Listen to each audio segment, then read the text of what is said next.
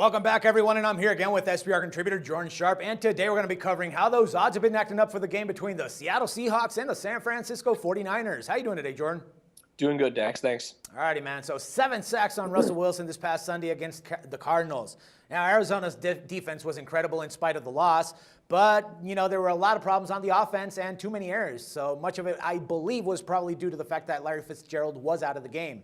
And, don't even get me started on that drop ball by Brown when they were down 0-9. Anyways, Seahawks pulled the fast one and got back on track with their winning ways, but not the prettiest ones, but they did get the job done. Now, as for the Niners, they got the game, they won the game as well, and they didn't do it in a dominating fashion. It could have been even worse. They could have struggled a little bit more, and they could have lost that game against the Redskins. Anyways, as for the odds, bookmakers are a little bit torn apart on this one as they opened it as a pick'em. Now, since the line has been up that much, we've only seen a handful of books actually change the line in favor of the Niners at -1 and -1.5. Now, the trend-wise, we're looking at both teams that are 7-4 straight up and 5-6 against the spread for the season. So obviously that didn't help much. So I had to actually go a little bit deeper and found that Seattle has gone 0-5 straight up in their last 5 games when on the road playing against the Niners, and 1-4 against the spread in the last 5 games overall on the road. And it kind of got me to thinking that it might be some easy pickings in this case, but I saw that the Niners are 1-6 against the spread in their last 7 home games and 0-5 against the spread in their last 5 games when playing Seattle. Now, I don't think that even a total bet would be wise in this case. 40 points, it's kind of like they want us to bet the over. I'm really stumped on this one, man. Could we actually see that line switch back to pick 'em before kickoff? And where do you actually think the value is on this game? I absolutely think we're going to see this line go back to a pick 'em. I think it wouldn't be far-fetched to believe that we could possibly see enough volume on this game. I think on the side of the Seahawks to move this line back in to favor them at some point in this game. I think last week really showed that the 49ers, they're a very good team. I just don't know where they're at in the great team, Super Bowl contender realm. They should not have struggled as much as they did with the Redskins. And I think the Seahawks are finally getting back on track. And, this line has already started to slowly tick back towards their favor. When I woke up this morning, it was around, it was anywhere between a pick 'em and -2, but all the -2s are gone and they're down to -1.5, and some of the 1.5s are down to 1. So we're slowly at every book seeing some looks like some value and volume coming in on the Seahawks, and I think we can continue to see that throughout the week. I just think that even though this game is in San Francisco, the Seahawks still might not be a very bad value here against San Francisco. This is just kind of a hunch to me. What do you think about that? I don't know, man. I'm really torn. The way that Russell Wilson's been running the ball, he actually had more rushing yards than Marshawn Lynch this past week. He had like 73 and Lynch had 36 or something like that. That dynamism that they both have, between Marshawn and Wilson is the only thing that gets me to think, that they can take a game against the Niners. The problem with the Niners is, again, all that problems that have been going on with their locker room and all that, which kind of have seemed to simmer down so far. But I think that, it's the whole issue that nobody knows what's going to happen with Harbaugh. Everybody's already talking that he might be the next Raiders coach, or he might be even going back to his college roots. I don't know. There's a lot of questions for this game, especially on the Niners side. I like the team. I like how they play, but I just, can't understand the mechanics between Harbaugh and Kaepernick. I think that they should be playing a little bit better than what they've shown so far.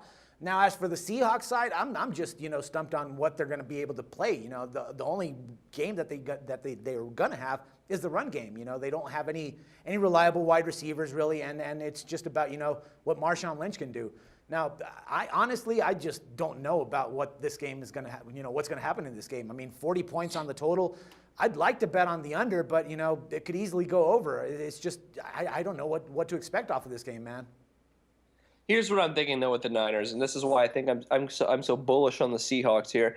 You say you like the way they played, but since week basically 7, when they got blown out by the Broncos right before their bye, they really haven't played a good game since that win against St. Louis in week 6. You get blown out by the Broncos, you come back, you lose to the Rams at home 13-10. Then you have that game in the Saints where they did winning in overtime. They probably shouldn't have won that game, but they did.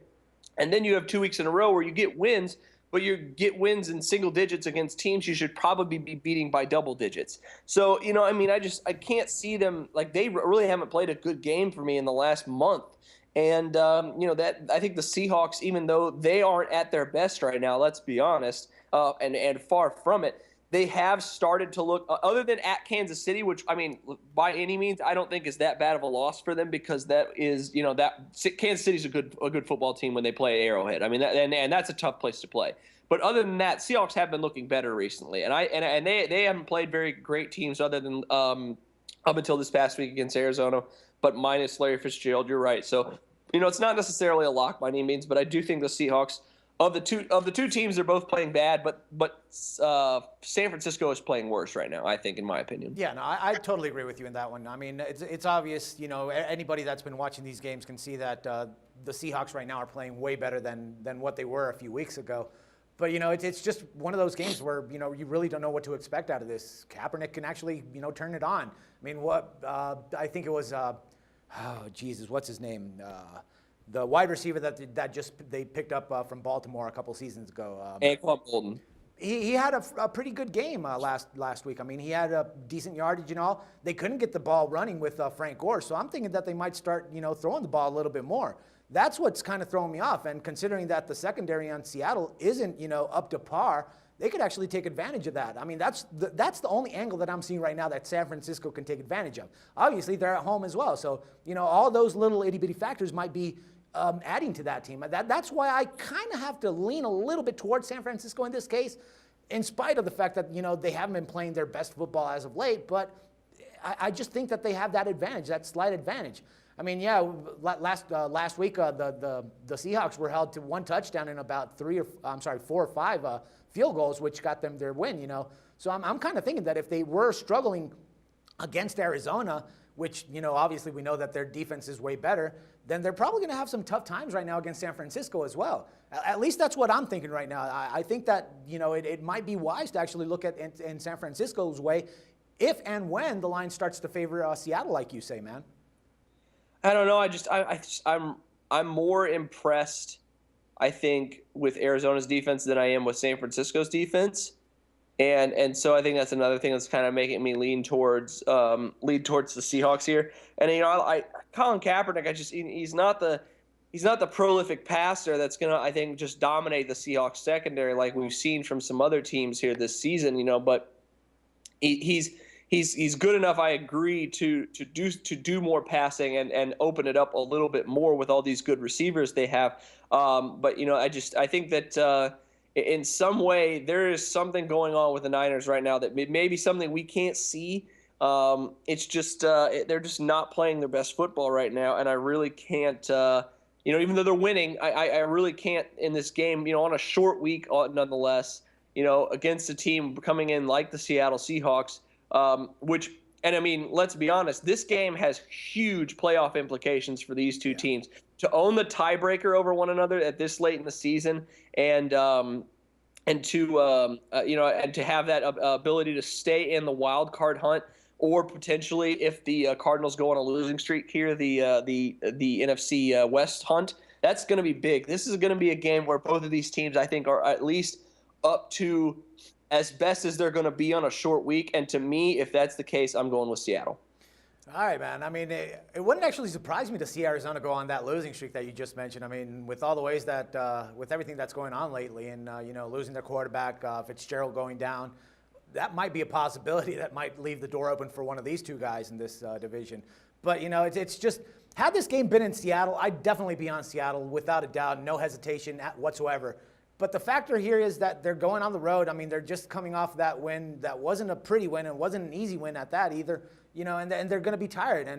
And yeah, I mean, San Francisco had to travel, is going to travel back to home, after that game in Washington. But still, I think that, the advantage right now that they have is just that they're both mentally winning the game and all, and they both want the win.